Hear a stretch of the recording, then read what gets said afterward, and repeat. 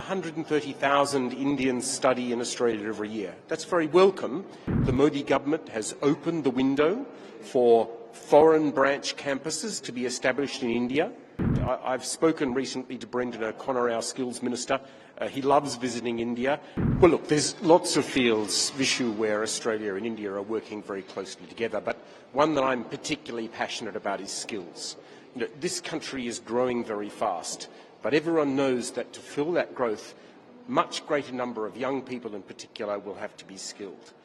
And Australia already has a very mature skills system led by our TAFE institutions. And so what we're doing today is bringing together Australian institutions which have capabilities in skills needs that we know India has with Indian requirements and trying to matchmake between the two so that we can help the development of India's next phase of economic growth. So we have seen 2 universities establishing center in India. Can we expect more universities coming to India and work in this direction, providing education there?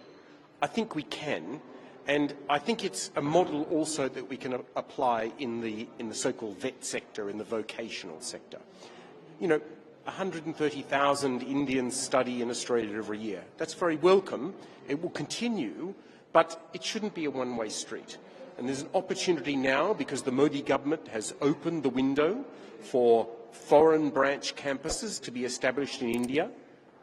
Of all of the world, the only 2 countries that have answered that call have been Australian universities, and as you say, 2 are opening right now in Gujarat. There are more that are in the queue. I speak to them every week. I'll be very surprised if there aren't more opening soon. But also, I think that in the vet sector, we need to work harder on making sure, in the vocational sector, in the skills sector, we need to work harder at making sure that these opportunities are available in India. Not for every family is it appropriate for a family member to go to Australia. And frankly, it's a lot cheaper if we do it in India. So we think the Australian quality skills delivered in India is a model that we need to offer as an option to Indian families and businesses. So can we expect any officials visit from Australia and India? Oh, look, our ministers will make their own announcements about their visits, but I will tell you that I've spoken recently to Brendan O'Connor, our skills minister. He loves visiting India. He would very much like to have been here now, but it's your election period, so it's not appropriate. I'm pretty confident that once your elections are out of the way, he'll be back here very soon. I know he wants to do that. So what is the future of India and Australia relationship? How do you see them progressing in future? Oh, look, it's very buoyant. Look, there are a lot of things going for us, and Australia and India have been friends for a very long time. But I think there are 3 underlying drivers. For the first time in our history, we are strategic partners with very strong strategic alignment. We both care a lot about what's going on in our region and want to find ways to make it better. Secondly, we are complementary economies.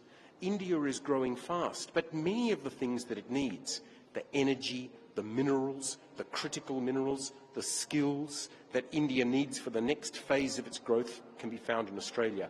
And then the third factor is what we call the human bridge. It's the nearly 1 million people of Indian origin who now live in Australia. That's nearly 4% of our population. It's the fastest growing single segment of our population. They make a very good contribution to our society. So I'm very confident because these 3 strategic drivers, strategic alignment, economic complementarity and the human bridge, are working in our favour.